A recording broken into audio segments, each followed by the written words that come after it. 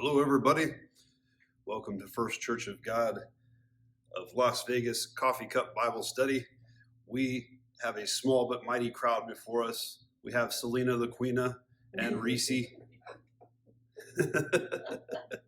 You might notice there's a little less handsomeness in the broadcast today because Pastor Chris is with his mother-in-law in the hospital, Miss May. We're going to keep her in our prayers this week as we continue through the first book of the Bible, also known as Genesis. We will be in the 29th chapter today. And I apologize for us not getting together last week. That was completely because of me. I had my own trials and tribulations going on, and I mean that literally because I was working on a trial with consulting a group of litigators and having one of the most interesting educational experiences of my life. So, and that meant we were going well into the night, and I wasn't able to break away from that. So, but I appreciate everybody's patience with that, and we'll be able to move on this week. And if you're watching at home, it's never too late to come out to 827 Balzar and be live here with this small but mighty crowd as we continue. So, all right, I'm going to open with a word of prayer because I can't do this on my own. Lord, we thank you for this opportunity for us to get together here this week. We thank you for this opportunity to be in a place that is comfortable, that is indoors from the elements and just a little bit cooler than it is outside right now. We thank you that we don't have to huddle in uncomfortable places and hide from people and hide this word from people. We are grateful that we can live in a place where we can broadcast our beliefs and we can continue to perpetuate the dissemination of your word. We can continue to spread this gospel to everybody globally, Lord. It is such a privilege that your people have never experienced in any previous generation, and we're grateful for it. We ask that the words that I use, the words that we use here corporately, be your words. We ask that you be very present in everything that we say and do as we continue to get to know you better, as we study this love letter that you wrote for us so many years ago that is every bit as applicable today. These things in Jesus, and also we want to lift to you Ms. May, Chris's mother-in-law, Leah's mother, who is in the hospital right now. We pray that Chris and Leah also be guided by your wisdom as they continue to help her in any way they possibly can. These things in Jesus' name I pray. Amen. Alrighty, so chapter 29. Then Jacob hurried on, finally arriving in the land of the east. He saw a well in the distance. 3 flocks of sheep and goats lay in an open field beside it, waiting to be watered. But a heavy stone covered the mouth of the well. It was the custom there to wait for all the flocks to arrive before removing the stone and watering the animals. Afterward, the stone would be placed back over the mouth of the well. Jacob went over to the shepherds and asked, "Where are you from, my friends?" "We are from Haran," they answered. "Do you know a man there named Laban, the grandson of Nahor?" he asked. "Yes, we do," they replied. "Is he doing well?" Jacob asked. "Yes, he's well," they answered. "Look, here comes his daughter Rachel with the flock now." Jacob said, "Look, it's still broad daylight, too early to round up the animals. Why don't you water the sheep and goats so they can get back out to pasture?" "We can't water the animals until all the flocks have arrived," they replied. Then the shepherds moved the stone from the mouth of the well, and we water all the sheep and goats. Jacob was still talking with them when Rachel arrived with her father's flock, for she was a shepherd. And because Rachel was his cousin, the daughter of Laban, his mother's brother, and because the sheep and goats belonged to his uncle Laban, Jacob went over to the well and moved the stone from its mouth and watered his uncle's flock. Then Jacob kissed Rachel, and he wept aloud. He explained to Rachel that he was her cousin on her father's side, the son of her aunt Rebekah. So Rachel quickly ran and told her father Laban. As soon as Laban heard that his nephew Jacob had arrived, he ran out to meet him. He embraced and kissed him and brought him home. When Jacob had told him his story, Laban exclaimed, "You really are my own flesh and blood." Yeah, you're just like me, nephew. You're every bit as deceptive as I am. My sister. Yeah.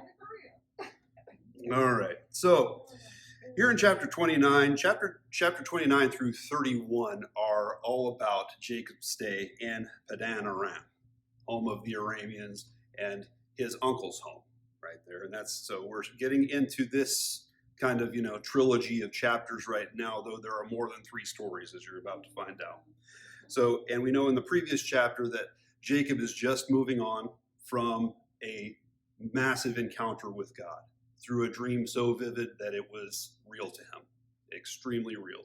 And God made Jacob, I guess for lack of a better way of putting it, made some deals with God in his very young faith, but he accepted God as his God, okay? Our God, the same God. And so this is what he's coming off of right now. He deceived his father and his brother. So as it says here in the very beginning, then Jacob hurried on. And the language here implies he is motivated by a destination rather than escape from his angry, potentially murderous brother. All right, he's no longer his motivation is no longer just escape. It's now out of motivation for getting to a destination that he's excited about. When it says finally arriving in the land of the East, we've talked extensively about how the East is kind of associated with an absence from God or with moving further away from God. And this would not be an exception. The language here is actually talking about, the Hebrew says, the land of the sons of the East, in this case, the Arameans. And another reason that we understand the language of moving further from God is that he's not really traveling east. He's traveling north by northeast-ish. And he's definitely more north than east in this particular situation. He saw a well in the distance. So when have we seen wells before? Well, we've seen them in many times, when it comes to oaths and being named after oaths that Isaac's grandfather and father have taken up. But in this particular case, this is where he's about to meet his wife, Rachel. Precedence for this, of course, in the 24th chapter, presumably Eleazar met Rebekah when he was going to bring Rebekah back for Isaac. And then in the 2nd chapter of Exodus, Moses is going to meet his wife, Zipporah, at a well. And so the point being, wells are great places to pick up chicks. So, in the 3rd verse, the laughter is better than the joke. Now, here in the 3rd verse, it was custom there to wait for all the flocks to arrive before removing the stone and watering the animals. Now, this translation, it does say custom, and it's an accurate translation, but it wasn't custom in terms of being like a massive regional code of conduct that had been passed down to them from generation to generations. The Hebrew implies that this is more of a localized habit of these particular shepherds. This was just something that they kind of did. And why did they do it? Well, because they'd always done it. All right? It was custom there to wait for all the flocks to arrive before removing the stone and watering the animals.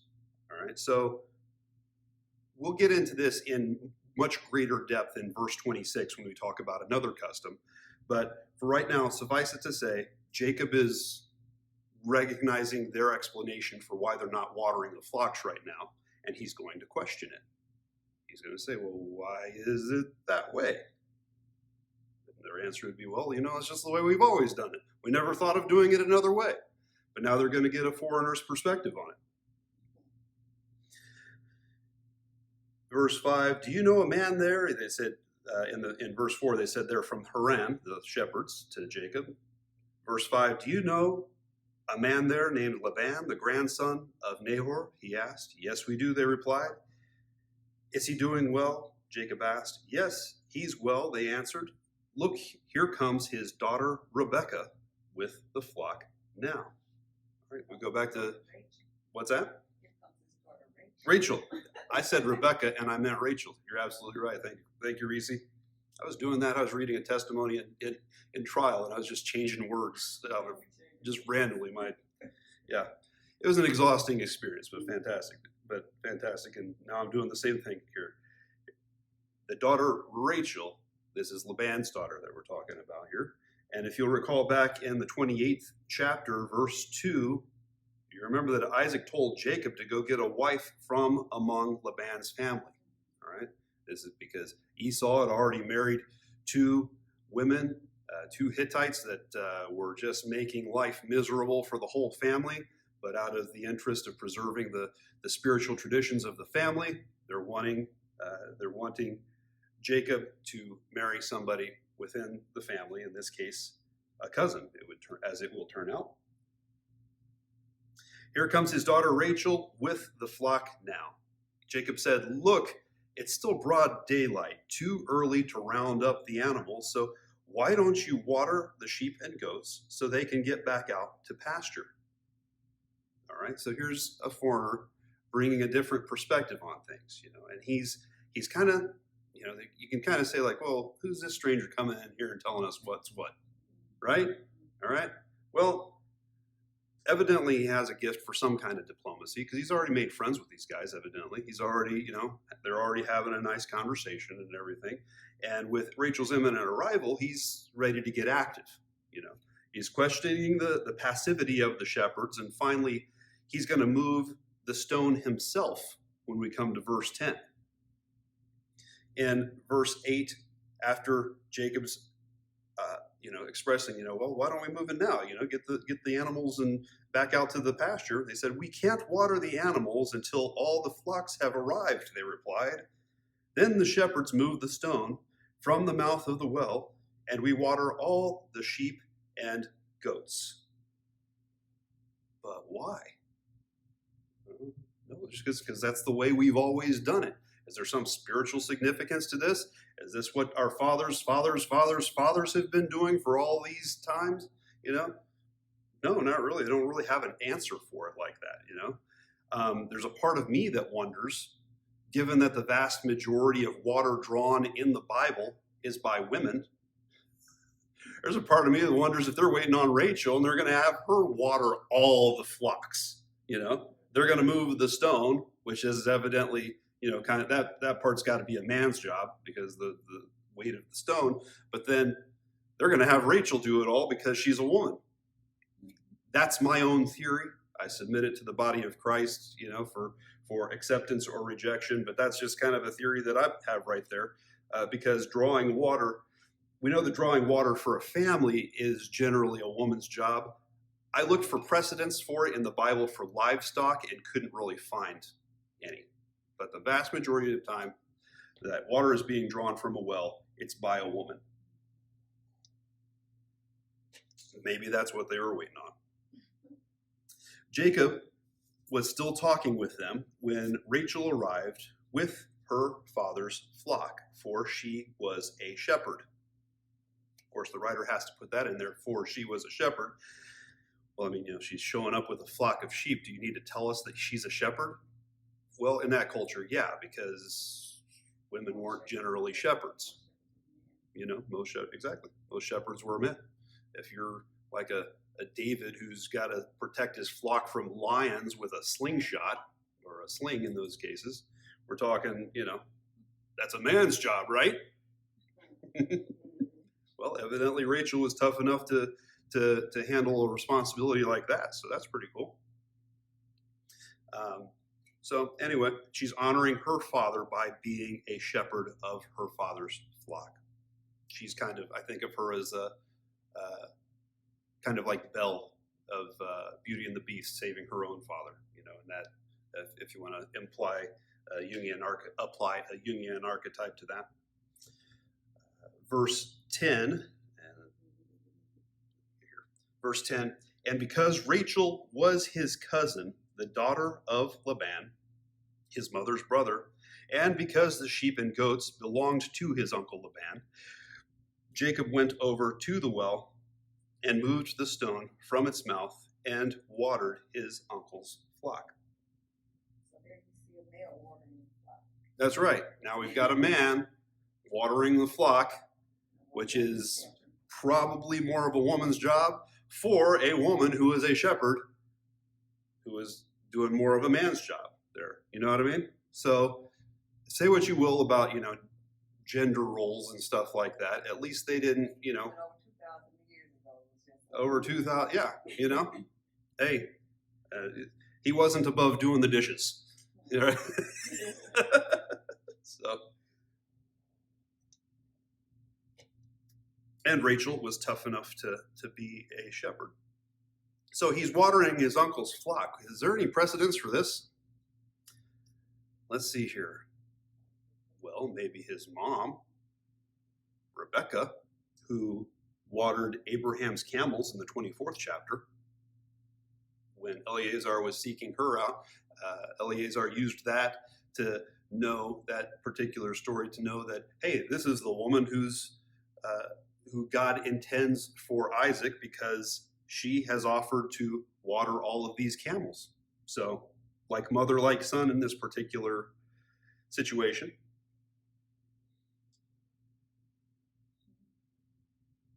Then, and here's the crazy part, then Jacob kissed Rachel and he wept aloud. And I wonder what her relationship or what her reaction was to that. A stranger who's watering her livestock for her, and then he kisses her. Now, this is a public display of affection only relatives would show. It's probably surprising to her, before she knew who this stranger was, because he kisses her and then tells her in the next verse who he is. All right. Now, at this point, it's not weird for family members to show that kind of public affection. We can look to Song of Solomon or Song of Songs, chapter 8, verse 1, wherein the young woman expresses her desire to be a relative to the man with whom she's in love, so that they can show public displays of affection. And we see that here, that it's not unusual for cousins to be affectionate with each other because they're family members. So, and by the way, this is the only incident in the Torah, the Pentateuch, the first 5 books of the Old Testament, of a man kissing a woman who is not his wife or mother. And he wept aloud, which I don't know if that was seen as like an effeminate thing or not for him to show that kind of emotion at the time, but that's what he did. What's that? I would have mattered. He was watering the flock. Yeah. That's supposed to be like a feminine thing too. Mm-hmm. Yeah. Well, and keep in mind, he grew up with, being taken care of by his mother. He was kind of a mama's boy. He was, he's stepping out. He's seen his own mother in some cases kind of rule the family in so many ways. And so it's, he might have, had a little bit of a different perspective on traditional gender roles at the time, so. Verse 13, as soon as Laban heard that his nephew Jacob had arrived, he ran out to meet him. I wonder if he's, if you remember back in chapter 24, when Eleazar was coming, we know that Laban received many, many riches from Eleazar at the time, And, could Laban have been looking for the same thing from Jacob now? It's not beyond his character. What's that? Let me see what he has. Yeah, let's see what this guy has. If he brought me a bunch of riches, I got a couple daughters. If they'll give me that much for a sister, how much will they pay for a daughter or two? Laban, he embraced and kissed him, referring to Jacob, and brought him home. When Jacob had told him his story, Laban exclaimed, "You really are my own flesh and blood," which is funny because Laban recognizes Jacob's gift for deception as though it is a virtue, which I think is interesting. Sharing this trait with Jacob, is kind of narcissistic, to be honest with you, taking pride in it, but it would be foreshadowing events in their relationship that we'll see begin to manifest themselves before this chapter is even over. In fact, we're going to see it right now.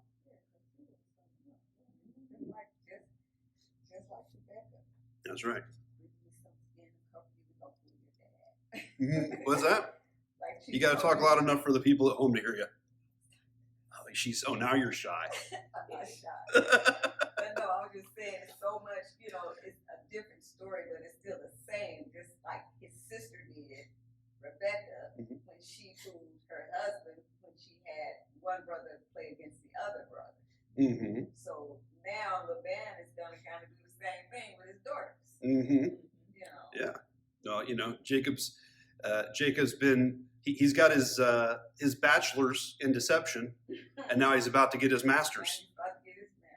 And by the end of it, might even have his doctorate in deception. So anyway, all right, we're moving from cup of water number 1 to cup of water number 2. Here we go. We're getting 2 cups of water deep with this one. Ready?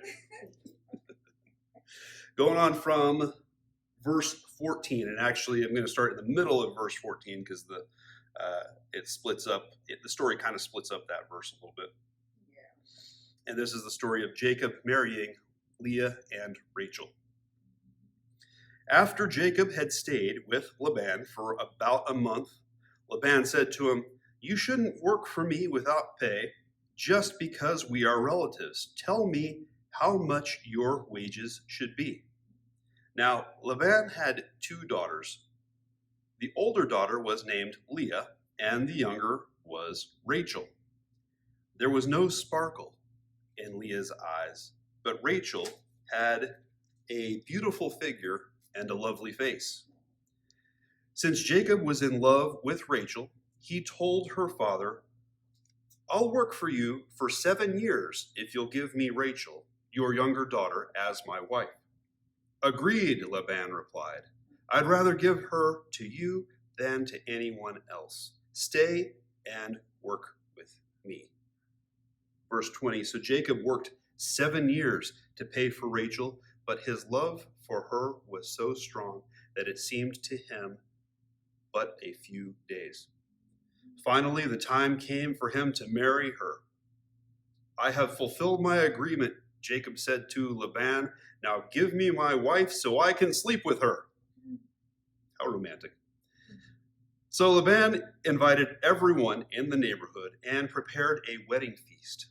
But that night, when it was dark, Laban took Leah to Jacob and he slept with her. In the parenthetical, it says, Laban had given Leah a servant, Zilpah, to be her maid. Verse 25. But when Jacob woke up in the morning, it was Leah.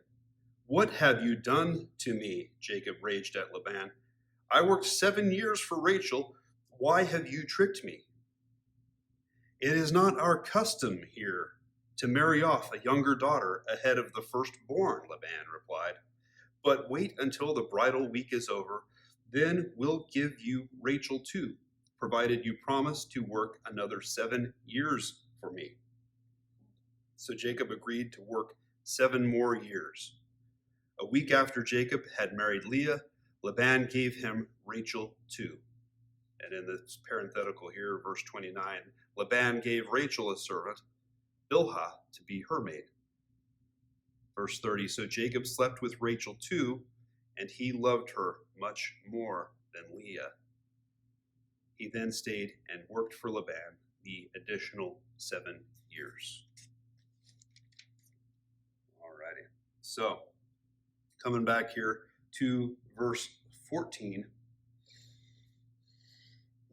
I'm in the middle of verse 14 where it says, after Jacob in the NLT, if you're looking at that one. I can go on and skip to verse 17. Verse 17, there was no sparkle in Leah's eyes, but Rachel had a beautiful figure and a lovely face. We talked about the exclusionary nature of Hebrew.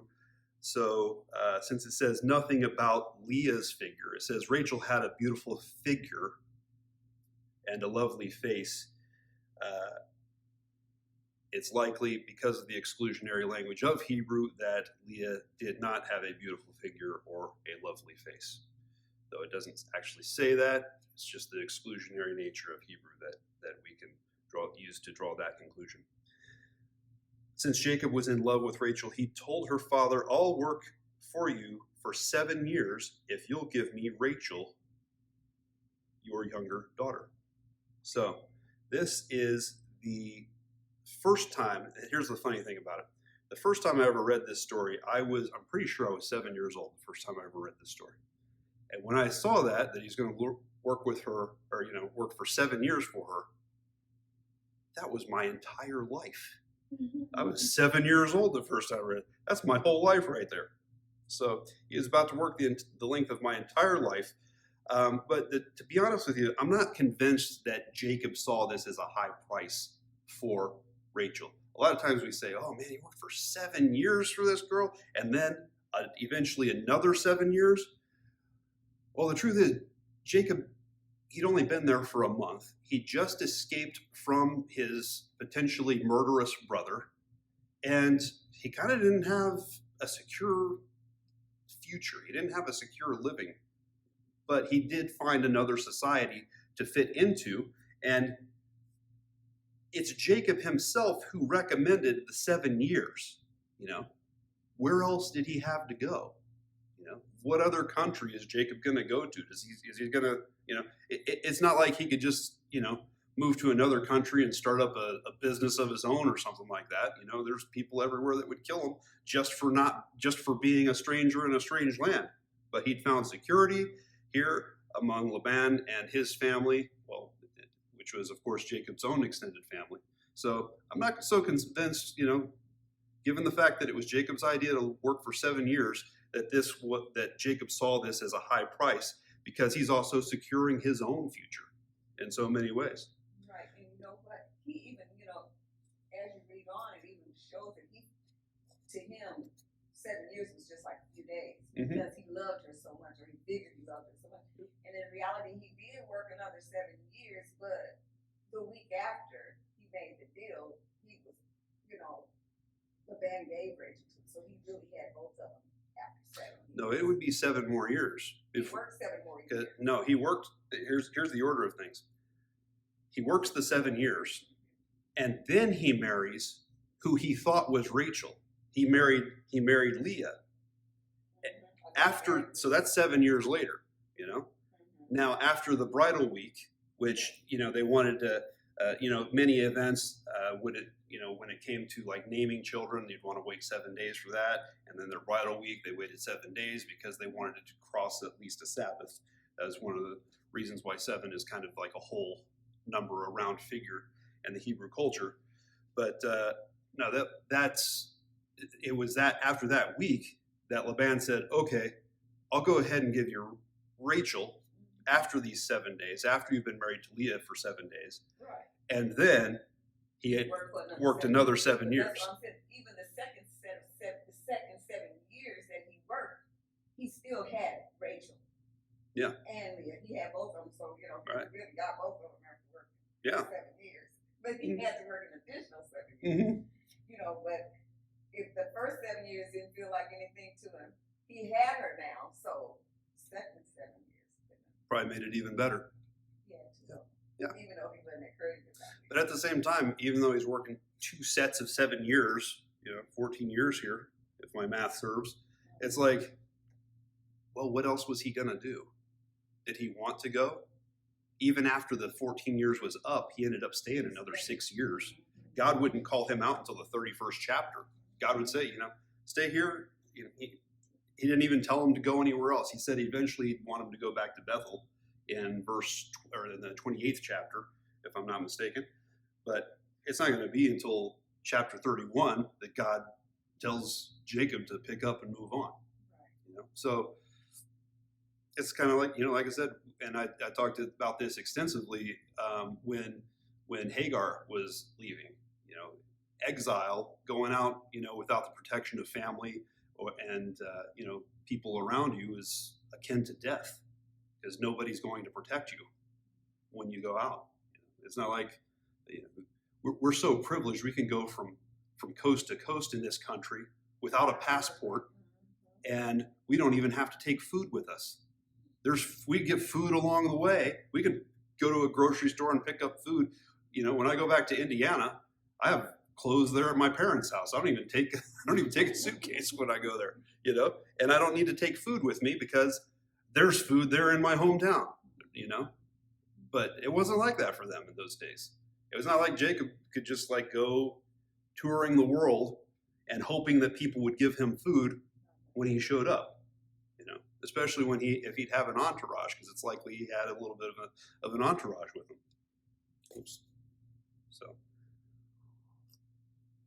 by the way, this 7-year term is the precedence for the maximum term of indentured servitude in the 19th century, because indentures at those times would rarely exceed 7 years for those.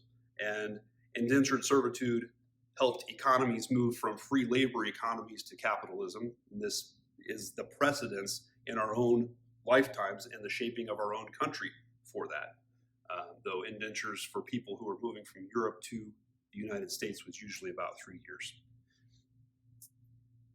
Anyway, just a little history tidbit of how Genesis has shaped the way our economy is today. And then, of course, finally, at the end of verse 18, it refers to Rachel, your younger daughter. Another clarification there. Your younger daughter, as Laban had forgotten that Rachel was his younger daughter.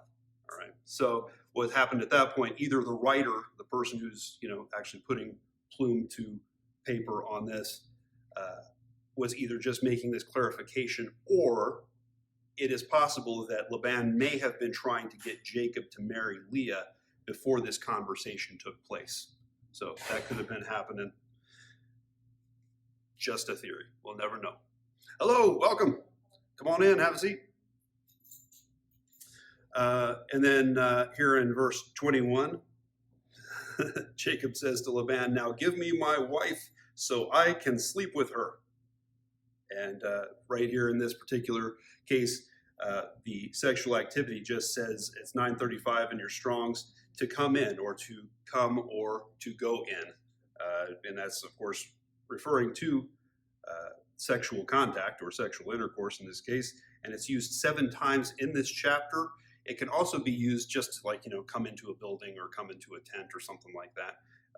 But of the 7 times it's used in this chapter, 3 times are sexual connotations.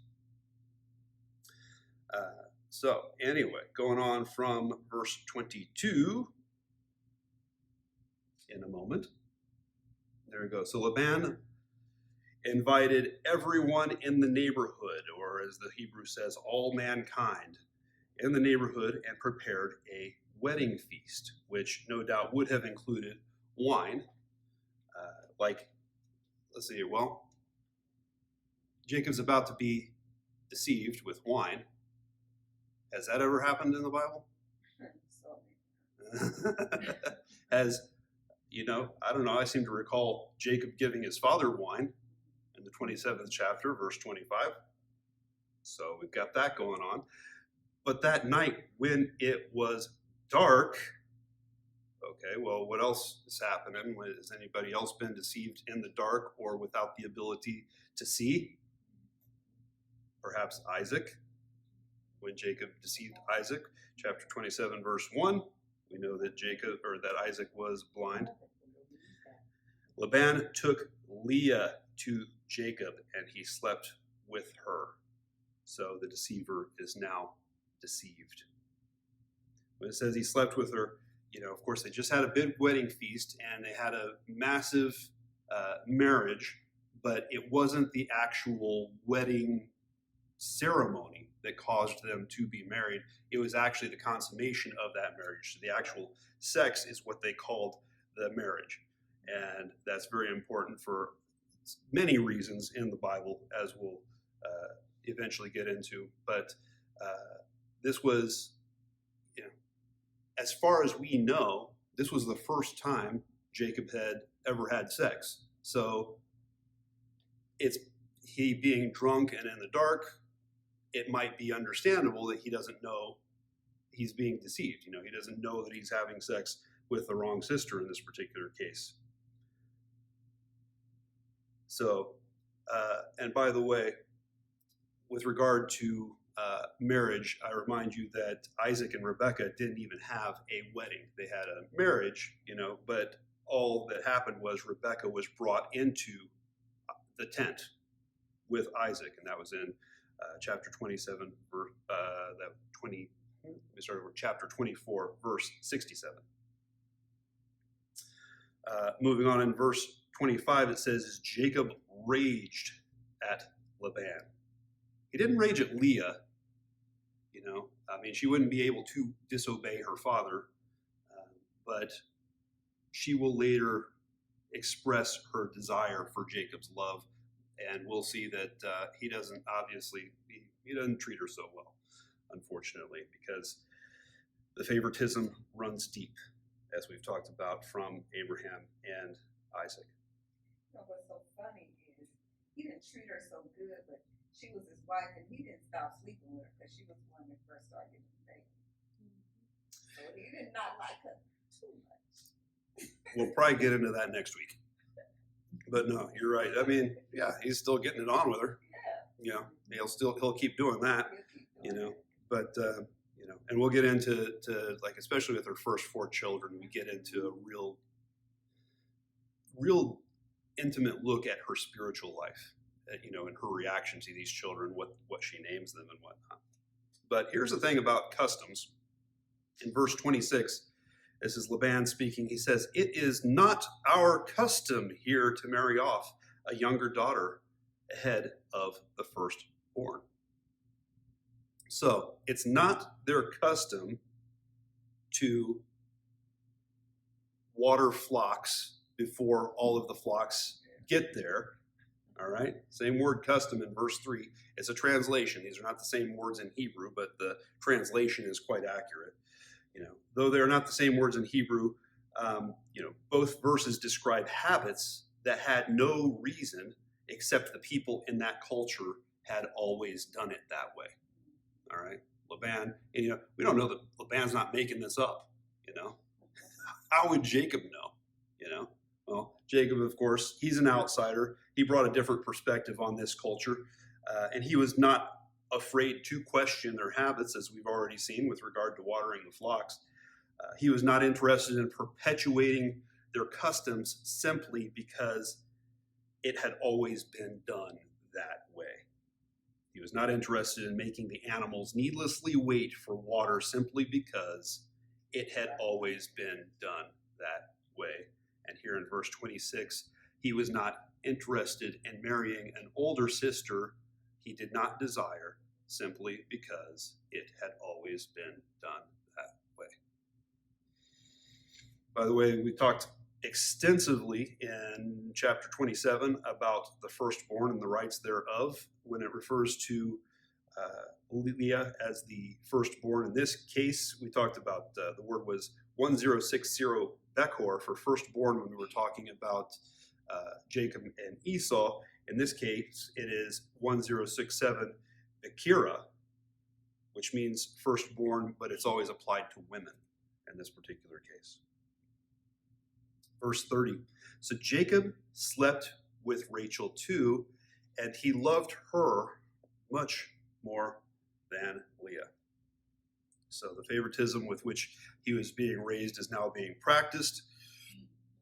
Jacob was probably as angry with Leah as he was with Laban, but of course, she was implicit in the deception, but she couldn't disobey her father, and to be honest with you, I wonder where Rachel was at the time. Of course, if her father told her to sit down and shut up, she couldn't do anything about it. So we'll see where, we've talked about this before in the 29th chapter here, where we are right now. We're going to see a lot of this toxic favoritism between his two wives. We're going to see in chapter 33 how this extends to all of his family and his servants.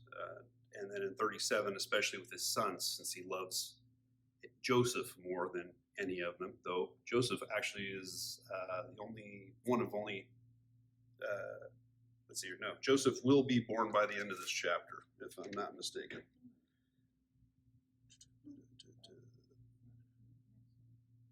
No, I'm wrong. Joseph will be born in the next chapter. Anyway, by the way, this may be the origin of the Levitical law against marrying two sisters. In Leviticus 18:18, it says, "While your wife is living, do not marry her sister and have sexual relations with her, for they would be rivals." That's Leviticus 18:18. This is probably the reason they made that law. Makes a little bit of sense, I think. Then he stayed and worked for Laban the additional 7 years.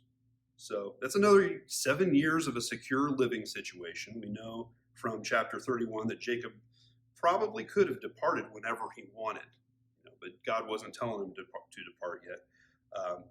And he didn't have any wealth to take with him anyway. He wouldn't start accumulating that wealth until chapter 30, which is the next chapter. So we're going to stop right there at that point. We're about 45 minutes in or so, and we're going to continue on with verse 31 next week. And that in and of itself is going, when we see Leah and Rachel start reacting to their own fertility and infertility, as it were, we're going to see how the two of them handle that in their very different ways, and how they start reacting when they do start having children and whatnot.